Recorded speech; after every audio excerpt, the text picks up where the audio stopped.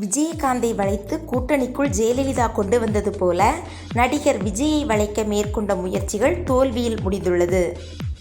வரும் 2026 சட்டசபை தேர்தலில் ஆட்சியை பிடிக்கும் நோக்கத்தில் நடிகர் விஜய் தமிழக வெற்றிக் கழகம் என்ற கட்சியை துவங்கியுள்ளார்.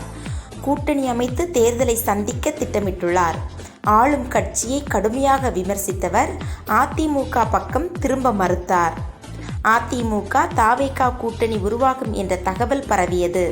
இதை உறுதிப்படுத்துவது போல சில பேச்சுக்களும் திரை மறைவில் நடந்துள்ளது. திமுக தகவல் தொழில்நுட்ப அணியில் இருந்த லாட்டரி அதிபர் மார்ட்டின் மருமகன் ஆதவ் அர்ஜுனா விசிக கட்சியில் சேர்ந்து துணை பொதுச் செயலாளராக உள்ளார். லோக்சபா தேர்தலில் விசிக சார்பில் போட்டியிட காய் நகர்த்திய அவருக்கு துணை முதல்வர் உதயநிதி அனுமதி மறுத்துவிட்டார்.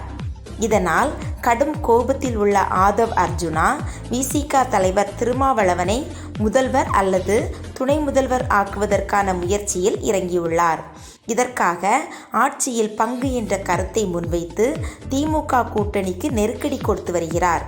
இதை அறிந்ததும் விசிகவின் 2ஆம் கட்ட தலைவர்களை வளைத்து கட்சிக்கு சேதம் ஏற்படுத்த திமுக தரப்பில் திட்டங்கள் தயாராகின. இந்த விபரங்கள் திருமாவளவன் காதுக்கு செல்லும்படியாகவும் திமுகவினர் சில ஏற்பாடுகளை செய்தனர். இந்நிலையில் அதிமுக பொதுச் செயலர் பழனிசாமி மகன் மிதுன் ஆலோசனையின் பேரில் தாவேகாவை அதிமுக கூட்டணிக்கு இழுக்க ரகசிய முயற்சிகள் மேற்கொள்ளப்பட்டன. விஜயகாந்தை வளைக்க ஜெயலலிதா வகுத்த பாணியில் குறைந்த சீட், தேர்தல் செலவுக்கு பணம் என்ற அடிப்படையில் விஜய் தரப்பிடம் ரகசிய பேச்சு நடத்தப்பட்டது. அதற்கு விஜய் ஆரம்பத்திலேயே முட்டுக்கட்டை போட்டுவிட்டார். இதனால் கூட்டணிக்கு முயன்றவர்கள் முயற்சி தோல்வியில் முடிந்துள்ளது. இது குறித்து விஜய் தரப்பில் கூறப்படுவதாவது: சினிமா நடிகர்கள் பணத்திற்கு மயங்கி விடுவர் என்ற ரீதியில் கூட்டணி தொடர்பாக ரகசிய பேச்சு நடத்தப்பட்டது.